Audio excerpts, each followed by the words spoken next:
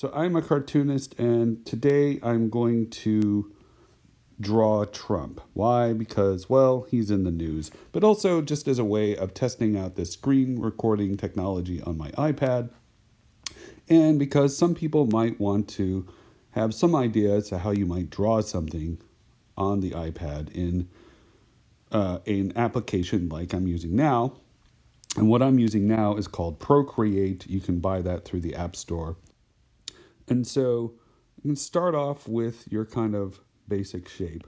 And the thing is, I've chosen from sketching the HB pencil setting, and I've set it at gray. You could do blue, for example, or you can do red or whatever color you like to actually pencil in. And it really kind of depends on how I want to draw this. In this case, I think I'm just going to draw his head in a big, lumpy shape like so. Put his little, ears there. The thing with Trump is he has this weird ass hair, right?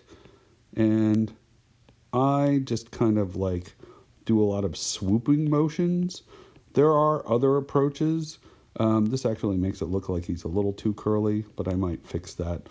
But the other thing too is he's always kind of squinting, and he has these very faint little eyebrows, and he's got this kind of almost beakish nose,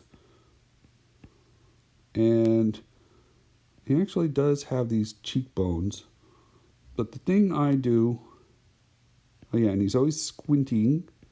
Here's his little eyes. He's got the beady little eyes, and he's got some bags under those eyes. And now and his chin. Here's his chin. Now what do we do with the mouth? The mouth, he does a lot of stuff with his mouth. Sometimes he does this thing.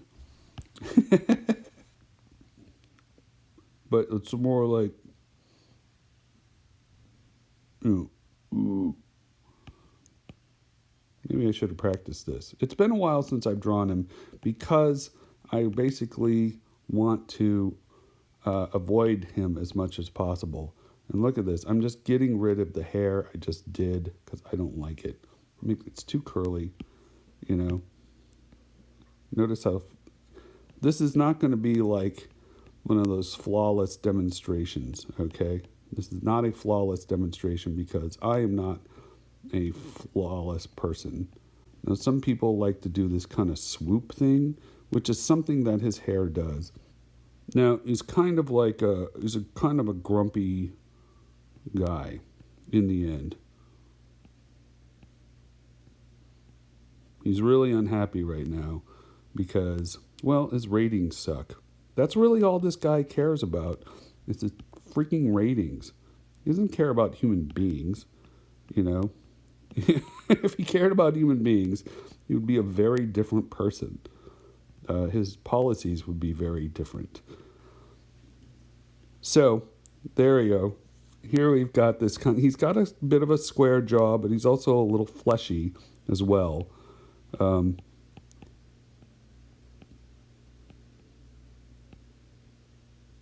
He's all he's fuming. He's so mad. All right, there he is. And I kind of have him hunched over because he always seems a little hunched over to me. Now here's the stage at which I kind of just do a general shape of what I think his body looks like. And notice I haven't really accounted for proportions. Why? Because I'm mostly just doing a very quick cartoon. I'm going to zoom in here and kind of put down some vague shoe-like action, right? Here we go. Gonna get that heel thing going. I mean, I could, if I wanted to, go online and look up some shoe references. When I'm doing a more professional grade kind of illustration, I will often go online, go to Google image search, find all sorts of stuff. If I want shoes, I want suits, right? How suits hang on people. And after time, you kind of get used to how that generally kind of falls and looks. Um, People like to draw his hands really tiny, mostly because he was bragging a long time ago about the size of his hands. And it was all like a penis thing, right? Anybody remember this from the Republican primaries from 2016, which is like a million years ago? Like, I don't know, why do we call him Tiny Hands? Well, it's because he was bragging about the size of his hands, which was meant to correlate with, the size of his dick. And he is, a generally just wonderful human being, isn't he? And if anybody's thinking like, well, I can't believe you're getting so political in a drawing video. I'm drawing Trump, for crying out loud. He's a loathsome human being. He's just one of the worst people in the universe. So here he is. He's just this angry man, right? Look at that. All right, enough about him. Let's go back to the drawing. So here I've completed my pencils, and now I'm going to add a new layer on top of this. And notice I went to the palette and I chose black. One of the things is Procreate has its own preset palettes. I started creating my own, and I also created like black as a default because I use that for inking, the inking layer, all the time. So now here I'm going to tap on the brush there, select the inking, and I've already got Studio Pen lined up. You notice there's a whole bunch of different pens. Depends on what you want to use. I just use Studio Pen because it's pretty close to what I would use in the analog world. All right, so when I draw, I always wind up starting with the ear and or hands, and there we go. The one thing I did, what I just did there, is I laid down a line very carefully, and then I just held, and you noticed that the Procreate app immediately smoothed out that line for me. I don't always do that, but sometimes I do if I want a particular kind of look. And sometimes I'll zoom right in, take the eraser tool, and just kind of like taper that end a little, give it a little point so that you have the kind of thick and thin kind of thing going on. And then I can go here to the hair, right? Just start going around, doo-doo-doo, doo-doo-doo, and like so. And this is an area in which I will stop that. There we go. I might perfect that swoop. Get that swoop down. I don't know if I like that one. Nope. Okay, this is one of the challenges I sometimes find still with this app is, I don't like that. I think I'm going to approach this a little differently now. You get to see my mistakes, and that's okay. If you're an artist, you don't make mistakes, I don't know what you are. I don't know how you go through life not making mistakes. That's not how life goes. I mean, I know there are people out there who are deathly afraid of making mistakes. And I feel like they cut themselves off from a lot of experimentation in life. All right. That's my little philosophy. Who am I? Bob Ross? Oh my God, listen to me. There's a happy little cheekbone. There's a happy little Trump. That is not even... I would love... It's too bad that guy is not among us anymore for a lot of reasons. He was a very nice man. He was very sweet. All right. We need more people like that in the world. Less people like this asshole. How do I feel about that? I think about lines all the time. Like, what works? What doesn't work? I think I actually do kind of like that. This is where you're kind of, when you make mistakes, you should be open to happy accidents, right? So get that little kind of waddle thing that goes on when you're, oh, I don't like that. But I do kind of like that. Anyway, there we go. He's got a little waddle. I mean, he's 70, 72 or something. We all, as we get older, we get these little waddles. The nice thing with drawing digitally is you get a lot more room for this kind of experimentation, And here we go. You can check out whether or not you... And I tend to draw pretty quickly, because I'm trying to get a particular kind of motion, a particular kind of swoop. And this is, again, where drawing digitally can be really helpful because you can erase your inking lines so quickly. This is not something, it's not a luxury you really had in the analog drawing world. And the thing is, I miss, to some extent, drawing with traditional pen and ink.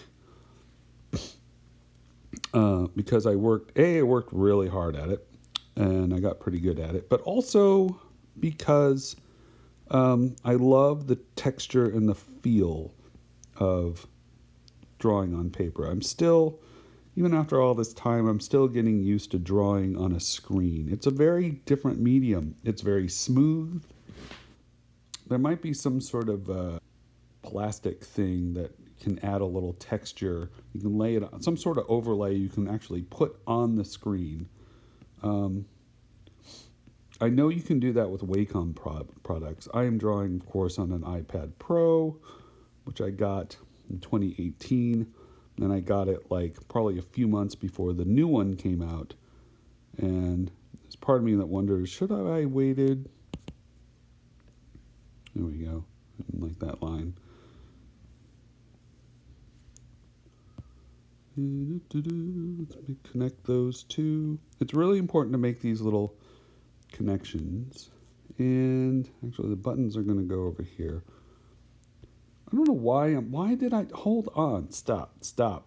This is where mistakes are made. This is all wrong. What do we know about Trump? He doesn't button his coat. Not in the least. Yeah, we're gonna correct a few things. This guy doesn't button his coat. We forgot an essential thing about Trump. My goodness. How silly of me. Watch the cartoonist correct his mistakes. And make more mistakes along the way while he's correcting things. Yeah. Well, that's just how life goes. Again, I'm doing this rather quickly. I didn't plan out this lesson. What do I look like? This is a Saturday morning. I've had 2 cups of coffee. I was just goofing around and I thought, well, I'm going to mess with this. There we go. So he doesn't do that. This is what he does. And this is where I'm going to get a little collar action. All right. He wears his tie ridiculously long. And again, it's the penis thing. This guy is obsessed with his own dick. It's the weirdest freaking thing about him, I mean, he's like Frank Mackey.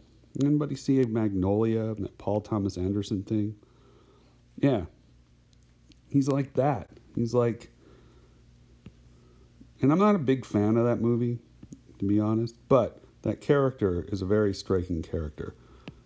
I know there's probably some film nerds are like, how can you not be in utter worship of Magnolia? It's the best movie that was ever made. I'm like, no, not really. I mean, it has some compelling parts to it, but it's just noisy. I don't hate it. There are a lot of things I appreciate about it, but I feel it's one of those wow, it's a little overrated. And again, there's film nerds who are just gonna be so mad at me saying that. Sorry, film nerds. I understand. I mean, hey, I even like Paul Thomas Anderson. I thought Boogie Nights was really good. But I'm more of a Kubrick kind of guy. I mean, a lot of people are Kubrick kind of guys. Even me saying that probably invites a lot of like, oh, I bet you read David Foster Wallace too, which actually I don't. He's one of those authors like, oh, I keep meaning to get around to it, and then people tell me like, don't bother. And other people are like, oh my God, you totally should. Anyway, wow, am I off on a tangent? This is me. This is me on a Saturday morning with 2 cups of coffee in me. Anyway, here we go. So yes, he's got this penis thing. He has to have this like long ass tie to show the world, like, look at me. I'm Frank Mackey. It's all about the dick. Respect the cock. Right? This is such a not safe for work video. There's probably some kid out there going like, hey, Mom, I want to learn how to draw cartoons. Look at this video of Trump. Isn't that funny? Oh, wow. He's talking about respecting the cock. Mommy, what does respecting the cock mean? Well, son, let me tell you. There was this movie from the 90s that was very experimental and had a character who was like a proto-incel. Anyway, that's what you should tell your kids. Just so grumpy. Maybe wondering, why is he grumpy? You know why Trump is grumpy? Because in the end, this is not a man with a great deal of love in his heart. It's not that I don't think he does. I think he might actually kind of love his children. But again, it's always that kind of narcissistic manifestation of his own self. There's very little to do with who they are as people, you know? All right, so now I'm going to silence the pencil layer. I may delete it later, but I'm going to silence it, or I'm going to make it disappear, right? You just click on that little check box there, and that will make it go away. And now I'm going to create another layer. And before I do any kind of coloring, I'm going to use this dry ink setting and just kind of experiment with how it looks with doing the shoes. Whoa, that's a little too big. Just doing the shoes. Just kind of like break up the line a little, just to give it something a little bit of a softer read, like, you know, because he's wearing some sort of leather shoe, right? And what I'm trying to do is preserve some of the way the light will fall on a shoe.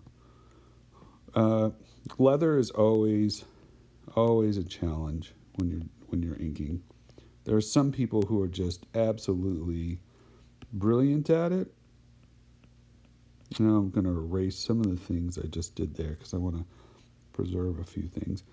You know, if you go back in your cartoon history and you look at, or your comic book history, and you look at people like,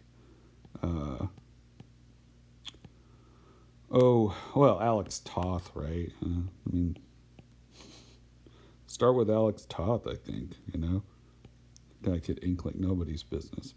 Anyway, so this kind of gives me a little bit of a softer, light hitting leather kind of thing, kind of look. I like the way that looks. That's pretty cool. I'm going to add another layer here. And I do this because it makes it easier for me to do a lot of erasing.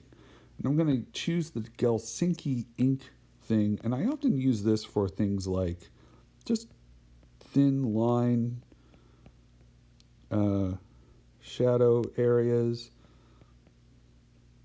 And you know, where are the shadows going to be? And I don't try to do a lot of them, but just to kind of give him a little bit more Uh, three-dimensionality, right? Maybe do a little bit of this. In fact, by doing that, I'm going to go back up here. I'm actually going to erase that line that I just created. There we go. There we go. Cool. I like that. And and I could actually go into the face a little and maybe add some little bits of lines there. But yeah, Alex Toth is always a good place to start.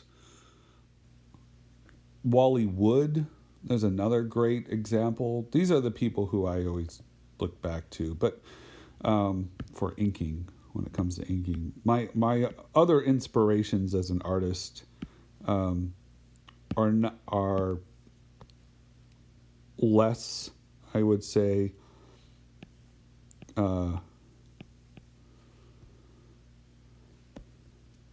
skilled. I mean skilled, but less like virtuosos, because sometimes like the cruder artists like have something else to offer that I just find really great. You know, Gary Larson, hardly the world's best draftsman, but my God, his cartoons were just brilliant. So much great writing there. Anyway, so here's Trump. There we go. There is our basic Trump there. I'm now going to select another layer, or I'm going to create another layer, and this is going to be underneath all of this. I'm going to go back to this main inking layer, and I'm going to hit reference, all right? And the reason I'm doing that is that will allow me to then go back to this layer where I'm going to put colors, and I'm going to go to my color palette, and I have a whole bunch of color palettes I've created for my webcomic. All right, I created a politics palette because I was doing a lot of political cartoons at one point. Just select that, drag it. Look, he's orange. The orange man. The orange fool. There we go. So here I'm doing a lot of this like dragging to, sometimes you have to zoom in to do this. And sometimes you have to select airbrush, and I'm actually going to create another layer. So creating the reference layer allows you to select and drag colors, and they will fill in these areas. Now, the inked areas have to be closed. So you notice over here, there's an open space there. If I were to drag, this would just fill out the entire thing because it's not closed. It has to be a closed section. But what I'm doing here is I created this other layer underneath this because I just want to like fill in quickly these smaller areas because I find it sometimes easier to do that. But also because I don't have this closed in, I will need to do this a little more manually, as it were, with the pencil. And I created that layer and put it underneath the flat color layer to allow me to very quickly do that. I like to work really fast and then go back and correct whatever mistakes I made. And a lot of that is because I like to have a very fast line, a very smooth line. And usually when you work quickly, you can get those kinds of really smooth lines. I just noticed over here, you still, sometimes when you erase things, oh, look at that. There's another. See, this is the challenge, though, with drawing quickly, is you can make these little mistakes. But the thing is, I'm always trying to get, like, a lot of life. I want to be both, like, accurate, but I also want to be lively. And I will sacrifice some accuracy for the sake of being lively. Now here, okay, one thing I just did, and I do this unconsciously, is I had the black color selected, and I could have gone back to palettes and reselected this color, but you can also just press your finger down and you notice this little circle pops up, and that allows you to choose a color you've already used, and that makes things much more efficient. And I've gone back to this color layer. Now notice, this is the reason why I chose to do a lot of my shading on a separate layer, is because I can now just drag the color there, and the color won't get trapped within those lines. It'll just go into that general area. Same with over here. There we go. Because otherwise, if this shading line was on the same layer as the rest of the ink, then the color would have trapped between these two lines there, these two lines. I know you can't see my finger because this is capturing the screen. All right, so where Trump is coming along, and let's select a red. Notice I'm just selecting colors from palettes that I've already created. But I could, if I want to, go to, say, Classic and start popping around to see what different kinds of red I want. Maybe I want a darker red, all sorts of things that you can do. And I'm going to go back here because I don't want that shading line there. Now I haven't colored his hands, and here's the thing. This is one of the reasons I use a lot of palettes, is because I've often already made a lot of decisions about things like skin color, right? Different kinds of whiteness, different kinds of blackness and brownness. People have so many variations in skin color. But sometimes for cartoons, just having a handful tends to work pretty well. And so here, I'm going to go make sure I'm back on the color layer. I've made this mistake so often in choosing, in forgetting to choose my color layer again, and wind up putting color on my ink layer, and that creates problems. Boy, does it. Anyway, so I'm making his hands just a regular fleshy color as opposed to the orange, because I noticed he puts all the orange on his face. And then from here, I could keep going, right? I'm just at the flat layer. I can start, adding in all sorts of shading. And there are a couple of different techniques for this. And this is really just experimentation and preference, how you want to go about this for shading with color. But one thing that really helps is if you select that and select clipping mask, that will restrict the color that you lay down to the colored areas of the layer below it. You could, and in terms of what you want to do with shading, this is such a matter of preference. You could say choose a gray, right? And one thing I tend to do when I go to the airbrush and I select a soft brush just to get a softer shading line. Now I could do that, right? But that looks horrible. One thing I forgot to do is go to multiply. There we go. Multiply means you're adding color on top of another color, and they're kind of blending together. So I could do it this way, right? Now that's a really dark gray, and sometimes you experiment around, see. So, and that, that does look pretty good, right? And this kind of soft bit there. Or sometimes I like to select the color that I'm overlaying, and oops, I went a little too far in my undoing. There we go. All right. You can do that. And this this will make a very intense orange. Okay, so maybe I don't want to do that. Or maybe I want to choose something a little pinkish. Yeah, there we go. Especially here.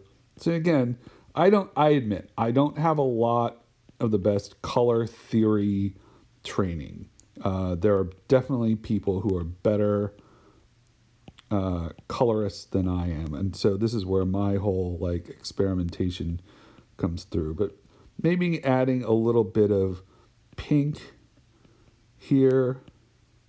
It will add to the orange, but not make it too orange, right? Kind of bring out some of the reds in the orange. There we go. He also has pretty pink lips. I'm not saying they're pretty. I'm saying they're very, very pink lips. And there we go. It's like this slightly. There we go. And I'm going to use the eraser tool to give some shape here. There we go. Okay, I'm kind of liking the way that turned out. And I could keep going to handle the suit. And handling the suit, again, it's a matter of experimentation. Do I want the gray, right? Maybe the gray is, yeah, that's fine. That looks good. It's a very light gray because once you start adding, the multiply thing can really start darkening things up very quickly. So using a light color will prevent it from getting too dark too quick. And again, all these things are not hard and fast rules. They are all matters of personal preference and your own artistic vision, whatever that may be. And for the hair, one thing I can do is I can just merge these guys down. There we go. That way they're all in one color layer. With the hair, and because it's so blonde and because he's so fixated with gold, I will sometimes add in little golden touches. I mean, it's so gaudy, right? And that's the kind of person he is. He's a gaudy, tasteless human being. I'm kind of going in with a soft brush erase to deal with some of that. There we go. And I forgot to add the fuming lines, so let's go back there to our inking. Studio pen's fine. I can do it that way. All right, he's just fuming. All right, he's just so angry. I'm going to sign it. Is that my signature? Sure, why not? And I could keep messing with this the whole time because that's the kind of guy I am. It's like, stop messing with it. No, I will just keep messing with it. No, I will stop at some point. Just to kind of, yeah, okay, we're good. There we go. That's fine. Very good.